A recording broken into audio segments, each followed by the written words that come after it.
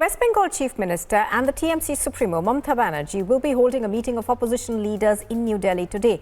Just days ahead of the presidential elections, the opposition's top two choices, Sharad Pawar and Nitish Kumar, have both opted out of the race to become the next president.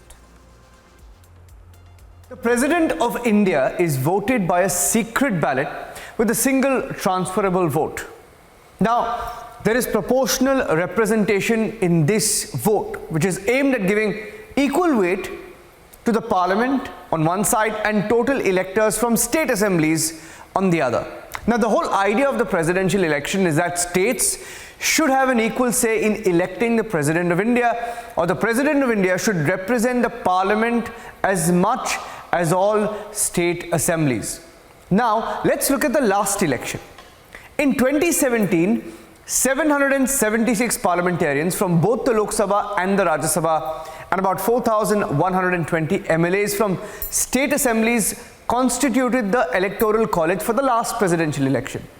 Ramnath Kovind, the president, got about 65.45% of the votes against Meera Kumar, who got about 34.35% votes. She was the opposition candidate. The total votes polled back then were about 10,98,900. Now, to win, 5,49,452 votes were needed in 2017, and Ramnath Kovind, who became the President of India, got over 7 lakh votes. Now, let's tell you how the votes add up. And this is the math. Each parliamentarian or each MP equals about 708 votes, but the MLA vote varies across states, and there is a formula to it. The formula for the votes of an MLA is the state population divided by 1,000 divided by the number of MLAs in that assembly. So for UP, let's give you an example. 20,000 crore divided by 1,000, which would be 2 lakhs, divided by 403, which is the number of MLAs in Uttar Pradesh, which is about 500 votes per MLA in UP. For example, in Delhi, it's a different number, because the population is roughly about 2 crore divided by 1,000, which is about 20,000, divided by 70, which is the number of MLAs, and per MLA will be 285 votes.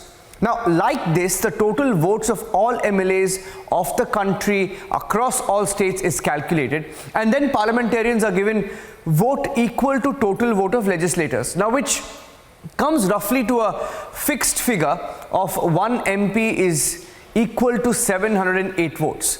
Now, let's look at how the total votes stack up in this election. This time, 10.86 lakhs is the total number of votes.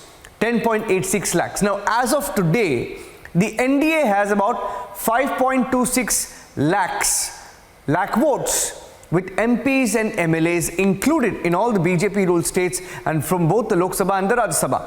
Now, that's roughly about 49% of the votes that is needed for the NDA candidate to push through, which means the NDA just needs about 1% more to push their presidential candidate. And all that they need is just one party, either the YSRCP, the BJD, or the AIADMK, and the NDA would sail through. Now, we already know that the YSRCP and Jagan Mohan Reddy's party is already on board, so it's a done deal, which means the NDA candidate will 99.99% sail through. Now, where does the opposition stand? Where does this leave the opposition? Because there is a meeting today. Mamata Banerjee is meeting opposition parties. All of them are in Delhi and they're going to have this big meeting. But do they have the numbers?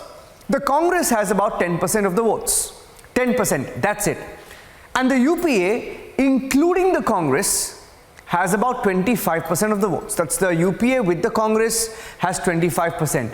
And the rest of the opposition has about 10% more of the votes. So even if the entire opposition unites, it's only about 35% of the votes, which is way short than the number that's needed. NDA has the edge, so will Mamata's meeting help? Maybe not.